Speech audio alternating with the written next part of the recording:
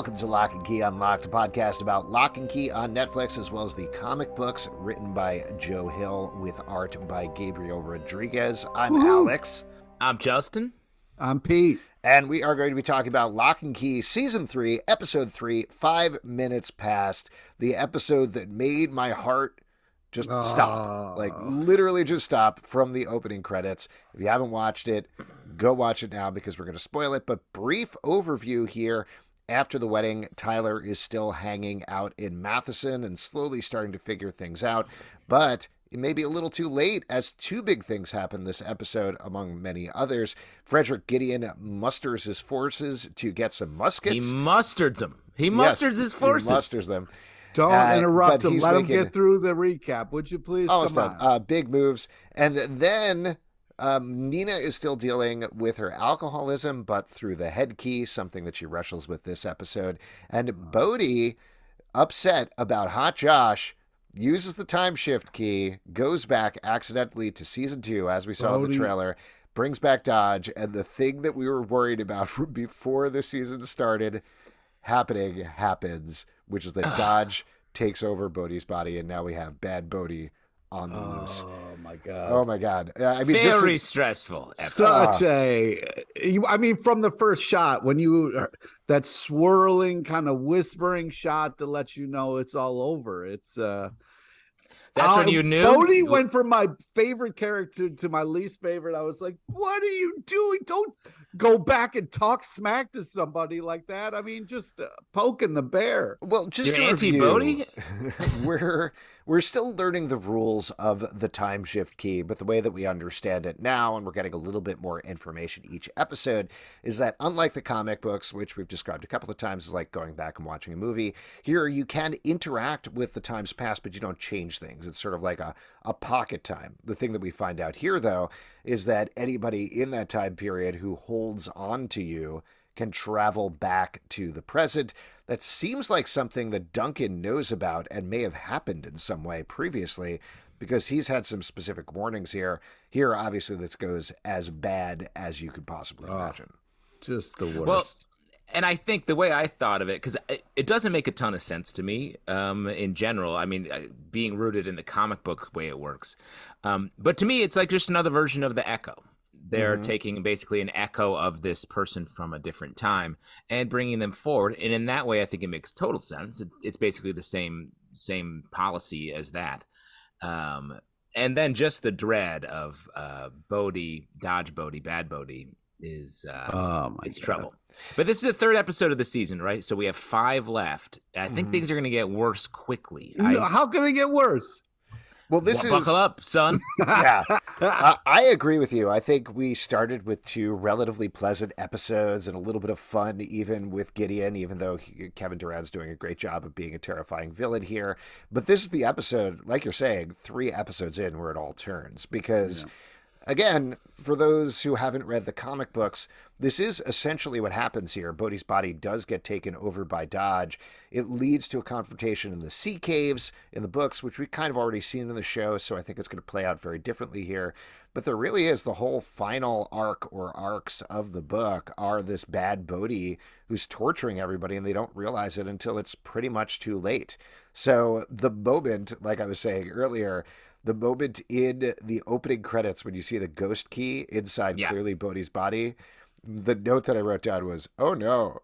Yeah, that's a big uh-oh over here on my notes. And it also it's complicated by the fact I don't think we can rely on any of the comic book logic playing out here, because we got Gideon running around. We've got 2 major villains like fully succeeding right now. At the same time, I don't know how we have no Tyler on the board. Kinsey shouldering her entire family and sort of cracking under the pressure. Bode being honestly a little selfish. Like, get on board with Hot Josh. Let's go. All right. Whoa. Let's go. See, this is what it is. Your rejection of Hot Josh is leading Bode to disaster, Pete. And you know where he learned that from? You. He learned that by watching you. All right, listen, you can't blame Bode for being a little skeptical of some Josh character coming in, swooping in, and trying to, get in on his family. He's gone through a lot. I just wish that after you just barely beat a boss character last season, you don't go back and taunt like that. I mean, he was flexing on him. He was flexing on him, and that's not Bode. It really bit him hard. And what stinks is he knew that was a trap.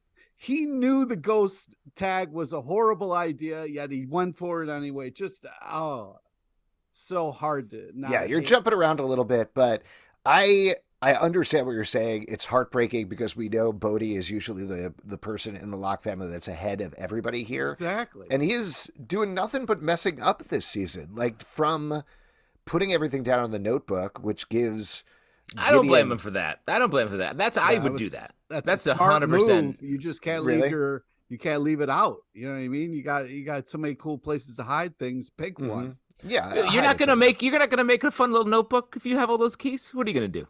What, go back to school? Go read some science?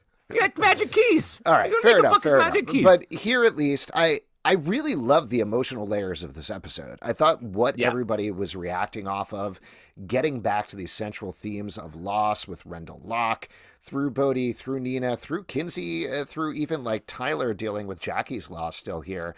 I thought this was a really emotionally nuanced episode. And even though I was frustrated and upset about what Bode is doing with the ghost tag at the end, like you talk about, where he tries to trick Dodge by pretending to be a ghost, and then Dodge is not tricked because Dodge is Dodge and Dodge is smart. That was cool. To all of the things that happened in the scene there where he's yelling at everybody. Like, he is spurred on by the fact that Nina's got a new hot daddy and left her old hot daddy behind. Oh, all right. First off, don't put that on Nina. I mean, she's going through a lot in this episode. Yeah. You know what I mean? She's got two hot daddies. She's got an overabundance of hot daddies on this show. What is your deal?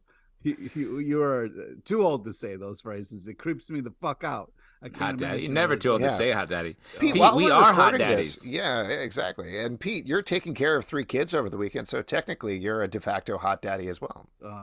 Don't. De facto. Do they call you hot daddy or what? No. What's going on there? No, I would need hot to daddy, hot daddy Pete, change my diaper. We need to get back on track here.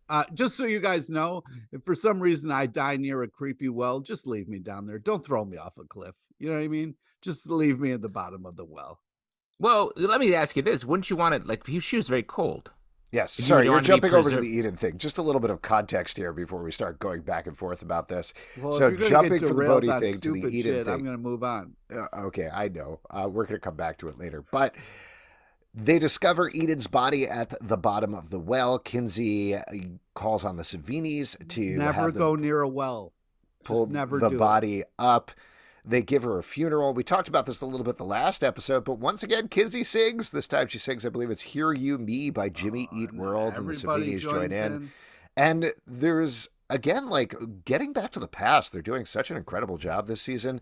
Just that quick flash on the cliffs of going from the Savinis to the Keeper of the Keys back in Rendell Locke's days without explicating it, without anybody being like, hey, guys, this is really like that thing that our parents did back in the day.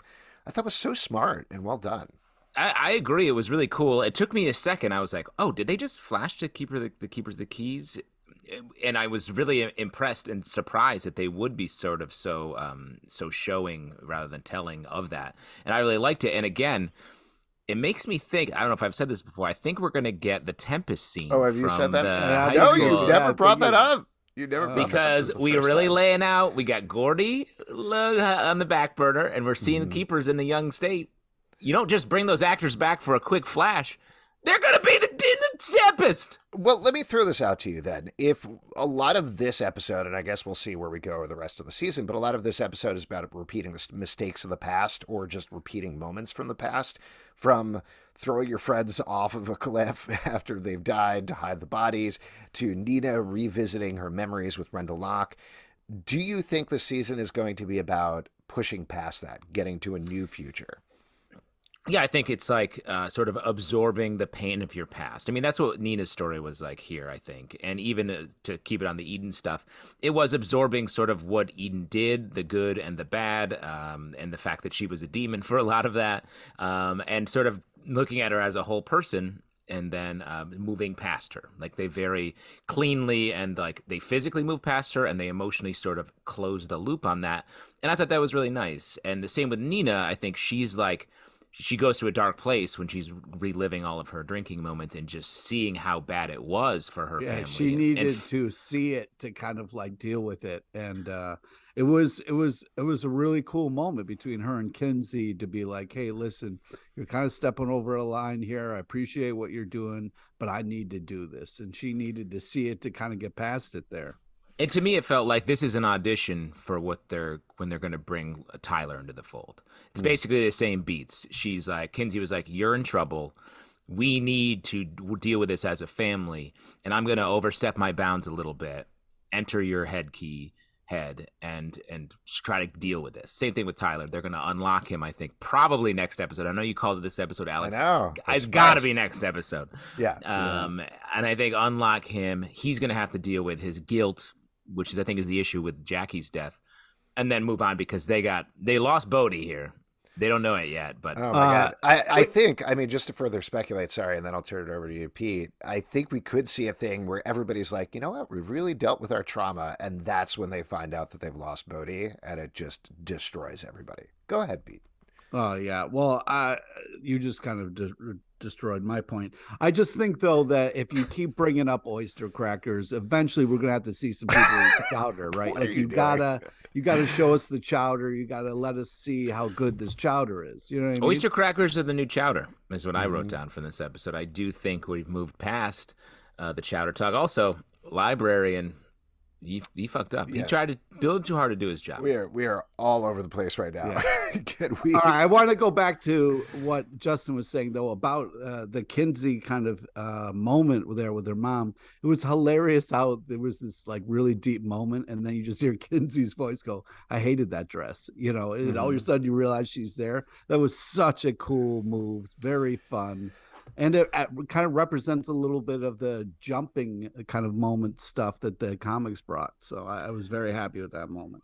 Jump scare. Yeah. I didn't necessarily see it that way, but I do think having those two characters connect like we're talking about was really smart and really nice. I wrote down the exchange, which I thought was awesome, that just really brought it home, where Nina after that says, "I haven't taken a drink," and Kinsey shoots back, "You still found a way to relapse." Yeah. That was, great. Smart. That's great dialogue, and I like that too. And then on the other side of it, we get Rendell being sort of a little bit of a savior here. And I think putting out this idea that when you're in a family, different people are suffering at different times, and so it's someone else's turn to come in and sort of swoop up and boost them back up so they can keep moving forward. And right now, I think the problem is it's been all on Kinsey in this episode, so she really needs someone else to keep the balloon in the air along with her. Yeah, Kinsey and the ghost of Rendell Locke, essentially. Absolutely. Now, do you think there's a possibility? I don't think they'd go this route, but do you think they could use the time shift key same way they did with Dodge to bring Rendell forward in time? Oh my God, I do. I mean, it's set there. I mean, how cool would it be to end this season with the full Locke family at full power? And in this scenario, Hot Josh is like standing at the window with his hands on the window being like, no. That's a good point. Hot Josh, though, that makes me think. I predicted a little bit of this last season. Hot Josh may go down this season. He's too hot for this world. Like a phoenix. Do you think, though, like, okay, this is getting back to the comic book, and we know they're not going to do it exactly like the comic book, but there is a final moment where, if I remember correctly, Tyler reconnects with Rendell towards the end of the series. I think we can get something like that. Like the show has hit that beat a lot, but it's a really good place to end. And it does feel like a cheat to me to fully bring him back, but I think we will see him in some fashion. I feel like he himself would come back and be like, I'm not meant to be here. And he would then take himself out of, because he knows his time has passed. He's not Dodge. He's not clinging to some revenge or anything. He's like, I did my time here in this plane. I'm going to go, which I think is another theme from the comics where it's very much about characters knowing their time to come and go. I did like the fact that when we got inside Nina's head, it was like this cool antique shop. I mean, those lunch boxes, old school lunch boxes, were really fun. I thought that was a cool way I like how each kind of season we get inside different people's heads. There's a different style, a different feel. It's very creative. Her store, Lamps and Lunchboxes, would crush in like a small New England town. I would stop my car and pull over and check it 100%. 100%. This was, we did, to be clear, we did see it a little bit in I believe the season finale last season, but they definitely shot it in a different way from different angles, which probably shows that either, they fleshed it out a little bit more, or addressed it in a different way, or just decided to shoot it differently, which I thought was really cool. What else should we talk about? We should talk about Tyler's storyline a little bit. We've touched on it, but he is still starting to grapple with the missing moments in his memory. He's finding out that Kinsey didn't actually report things to the police, which is very frustrated about. And probably most important, Hot Josh is trying to be his hot daddy over at the History Museum. He takes a hot tour with Hot Josh's hot daddy, to put it. And that tour was hot. Pete? No, it wasn't. It was nice to see Tyler hang out with his friend again. I really thought their kind of walk and talk was fun. Logan. Yeah. And I also loved how Logan was like, yeah, this is awkward, bro. What you're dealing with is super awkward. So I thought it's a real fun. Now, I honestly don't remember. Logan doesn't know about any of this stuff, right? Or he does?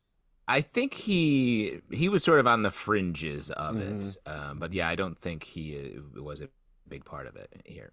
Yeah, but it was good seeing him again, and I'm curious to see how Tyler is going to remember and how they're going to get him to remember. I did like the Locke History Museum, the Matheson History Museum. I thought that was kind of a neat addition to the world of the show.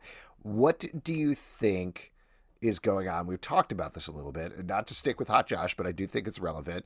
He has that uniform of a captain. Is that, I couldn't quite see the numbers, and I probably should have gone back to check. Was that Frederick? Yeah, the evil dude was 22. That was 23. The one on display. Jordan's number. Yeah. Okay, so that was shout out to Mike.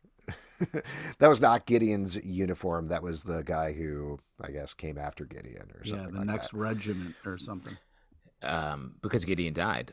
I'm curious what I feel like Josh is going to end up being related to Gideon, right? Mm-hmm. And I don't know what that means for him. Since now we're seeing Dodge going to Bode, it does feel strange that there would be another possession character going on, unless Gideon puts a demon in Josh, which I think could be something that happens. Yeah. In a way, one more thing on that. I think we saw perhaps a portent of that in Tyler seeing Detective Mutuku's picture on display at the police station. I was hoping you were going to correct the way you said put a demon in him, because that was just a weird phrase. You don't like that? No, put a demon in that daddy? Daddy demon? Hot demon daddy? Sorry, Peter, I just was asking for clarification. You prefer hot demon daddy? No, I just... I'm just saying there's a chance we could get a hot demon daddy situation that could really mess things up in an already complicated villain scenario. Yeah, I guess we'll just have to see if he puts a hot demon daddy inside of him. Pete? Stop, please. You know what we're going to do is we'll pull a Pete cheering and joyfully laughing from another episode, which we have, and drop it in right there. It's too much post. You know that won't happen. It's not like Listen, we have a line. You seem a little bummed about this conversation. Why don't you have yourself a gin chowder, get it white and creamy, and just chill out? Oh, man. Glad we're carrying that forward. One thing I wanted to talk about was Frederick Gideon and his compatriots. They get some sweet haircuts and new looks. Is that I don't know if they got haircuts. They definitely brush their hair. No. He cut that one cut his pony. Oh, that's right. He did. Yeah. I mean, it's very funny. I feel like they maybe listened to our previous podcast where I was talking shit about their hygiene, and they were like, you know what? Let's clean it up a little bit. Just a little bit. What did you think, Justin, since you were pretty high on how messy they were, the fact that they got some sweet leather jackets to wear? I mean, the fact that they're dressing like characters from Happy Days feels funny and weird in a good way. And also that they've shifted now with the emergence of Dodge. The first two episodes, I feel like we're meant to dread these guys. in the whole that library sequence, despite the fact that they murder the Straight up librarian, scalp the librarian. scalped him. Oh, man. Terrifying. Very terrifying. Shot like a Savini film, by the way, which I thought was funny. They are in this episode occupied sort of a goofier villain position, which it was I almost think like a Demolition Man nod. You know, it was well, particularly because of the weapons that they're trying to get here. Like they've learned just so much about the modern day, but clearly not enough to know that having muskets that they need to reload with powder or whatever is going on there is probably not the most efficient thing to do. You know what they remind me of in Back to the Future? Biff and his sidekicks from when Michael J. Fox goes back to the 50s. They're like goofy and sort of villainy, but like dumb also. So I think that's a fun spot for them, especially if Bad Bode is going to be the actual scary part of the show. Let me throw out a theory to you that goes in the opposite direction. I do think they're the big villains of the season because the thing that was put on the back burner this episode was the fact that Gideon can open up these portals. I still think we're going to get some sort of massive portal in the middle of Matheson sucking the whole town, an apocalyptic thing going on. So I wonder if we're going to get a swerve on the Bad Bode thing and Dodge is actually going to join their side. Because something that was hinted at in the previous season, in particular with Eden, knowing Frederick Gideon, and Dodge also kind of talking about this demon society on the other side of the portal. I wonder if there's like going to be a rivalry type thing going on there, and Dodge being like, "No, I'm the some big kind bad of in town." civil war or something going on. Well, I think Gideon seems to be the leader of the demons in some fashion. So I wonder if Dodge will be like, "No, screw that. This world is mine. I'm not going to let you have it." Yeah, I had that thought as well, especially since. Oh, okay. Then why don't you say it out loud? I said it first. No, I'm not trying to take credit for it. I just want to detail my thinking on that. Sure. Because Alex has proprietary rights to the Dodge is Hero. Copyright Zalbin, 2022. A little late on that. Man, I should have said that. I always forget. But what I mean by that is I don't know what the way I thought about it was I don't know what that gets them, especially now that we're doing the Bad Bode thing. Because I thought if Dodge was going to be Dodge and be a little bit more of just like an echo of what Dodge was, then it would make more sense. But with Dodge in Bode, I don't know how that we sort of thread that needle through to the conclusion of that.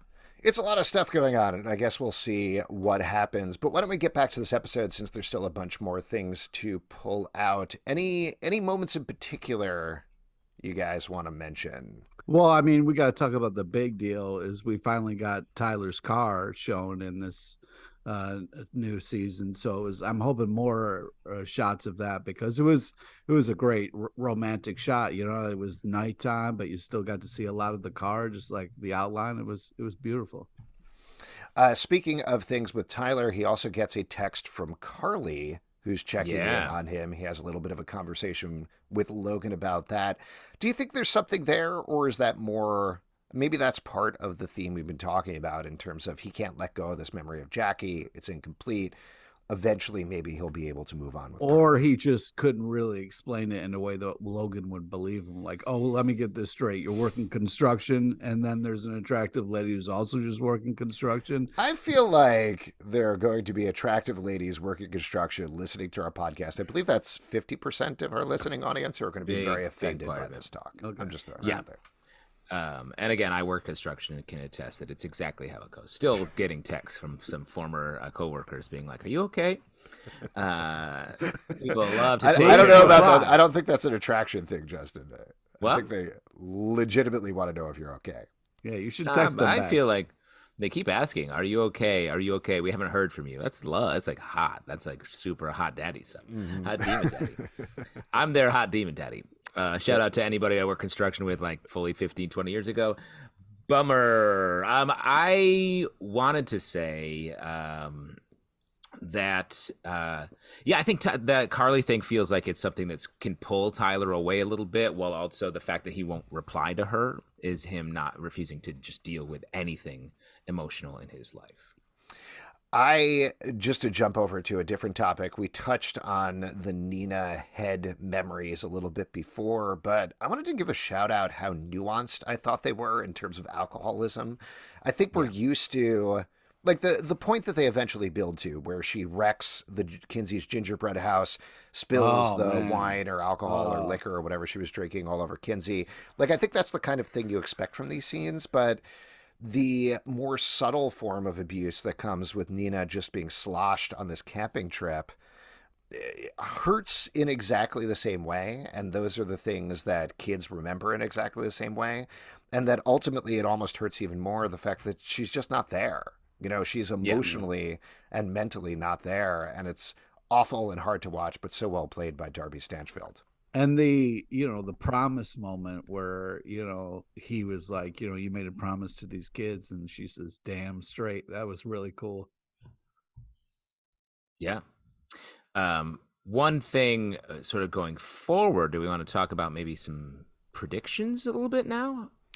Yeah, we could do that. I think we've certainly touched on a bunch of them, but there was something else I want to talk about. Oh, before we get to predictions, we also jumped past some of the time shift key stuff a little bit. I just, again, wanted to give a shout out of, like, it feels like they've hit the ground running this season. You know, one thing we've actually lauded the show for in the past is they do a really good job of weaving explanation into the episodes.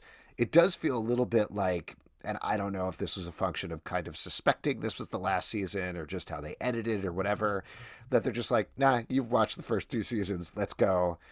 Jumping into, like, without explanation, a season 2 scene and then having the riff on it, I thought was so awesome the way that was edited. Bode hearing it up the stairs and you as an audience member immediately being able to realize, oh, that's where they're going. That's what's going on. And the riff on that scene was so cool. I thought that was so well done. Also the line in that scene where Bode shouts, "You lose, Dodge. Ha!" Very good. Yeah. Very good. Horrible idea. Horrible. And all the things at the end there, I wrote down so many lines of, like, Dodge saying, "Thanks for the ride. Great to see Layla de Oliveira." Maybe I'm mispronouncing her name. Back as Dodge because she's so terrifying. Tag. Yeah, I'm down for a little ghost tag. And the double fake of Dodge saying boo. Yeah. Great stuff. And also Jackson Robert Scott's smile at the end, his evil little smile, terrifying. Yeah. I'm very scared about the next episode. Very, very upsetting. Like, because the title of the episode, I was like, oh, when are we going to get it? And then I was like, oh, this is going to end so horribly. And it really does set it up for oh man, tune in next time. Well, it's crazy that, like, he's like, I'm going to go use the time shift key to see my dad. And he just presses a bunch of buttons and it's like, what, where is, no one's being very helpful here. Or figuring it out before he dives into it, which is sort of the way they so you're saying you were upset that it wasn't supervised? Like, nobody was looking out to be like, hey, where are you setting that for? Like, maybe, I don't know. If I'm a Bode and I'm like, I want to call home, I know the phone number. You can't just smash your hand into the keypad and hope you get to connect with the person. I mean, I'll throw out there that, again, this is like a relatively subtle thing that's weaved through the episode, but Nina is so drunk on the head key, she doesn't know and isn't concentrating on what's going on with Bode. Like, Kinsey brings her back from the edge, but all of this happens exactly because Pete's saying it, because Bode was not supervised. She hid the time shift key. And she not super well. In the disco purse. Yeah, like, that's the disco purse. But that's exactly it. Like, she's repeating the mistakes of the past again here. And let's also remember that she couldn't watch Bode because she was going to spend time with Rendell, and the same thing that Bode wanted. Mm-hmm. Like, they have a little taste of seeing Rendell, what she does when she is with Bode, and she shuts it off because she has to deal with her own thing. So Rendell is the solution, and also the loss of Rendell, the problem that they're all grappling with. Yeah, I mean, if I could interpret what you're saying, she got a little taste of that hot daddy, and she went back for more. Is that what you're saying, Justin? I can't believe I didn't use those words, because that's how I wrote it down in my notes. Prediction going forward, now that Bode's fully ghosted, we're going to see our ghosts again. We're going to see a little Sam Lesser pop up. We're going to see some Chamberlain. Yeah. I'm excited to see Chamberlain. What's he's doing? He's one of my favorite characters because they go over to him and he's like, "Hello, yeah, here I am." I Just can tell you about extreme Harry Potter painting energy from Chamberlain. Yep. But I also think Sam Lesser hasn't gotten that redemptive arc, and I do think that is coming as well. Well, that is a very good call out. Why don't we then move on to our key moments in the episode? Justin, what's your key moment? Was it that specifically? Well, yeah, let's say it's that because I was talking about it like that. I feel like Bode has a lot of time episodically to figure some stuff out, to observe. In the comic, it is, Bode comes through right at the end, but I think he has a chance to be have a little more influence on the action since he has so much time. And then obviously the Sparrow comic, which we won't spoil too much about what happens, though maybe we already have in the past. I feel like we're going to see that as well very soon. Pete, what about you? What's your key moment in the episode? The key moment is Bode being a complete douche and really fucking things up for the home team here. And, I feel like iCarly's going to come back hard and, maybe help the situation. You know what I mean? Yeah, I think it's hard to think of another key moment other than Bode getting taken over by Dodge, because that's definitely the biggest thing that happens in the episode. But I'll throw it out to Nina getting turned around from her head key addiction, perhaps. I think that's something that she is still dealing with. It'll be interesting to see how that affects her going forward throughout the end of the rest of the season, how she potentially coaches Tyler through his own memory problems as well. Curious to see how it all pans out emotionally for this family. And folks, if you would like to support the show, patreon.com/comicbookclub. Also, we do a live show every Tuesday night at 7 p.m. to Crowdcast and YouTube. Come hang out. We would love to chat with you about Locke and Key. Apple, Spotify, Stitcher, or the app of your choice to subscribe, listen, and follow the show at Locke and Key Pod on Twitter, Instagram, and Facebook. comicbookclublive.com for this podcast and many more. Until next time, keep it locked right here. And as always, stay hot, you demon daddies. Oh, boy.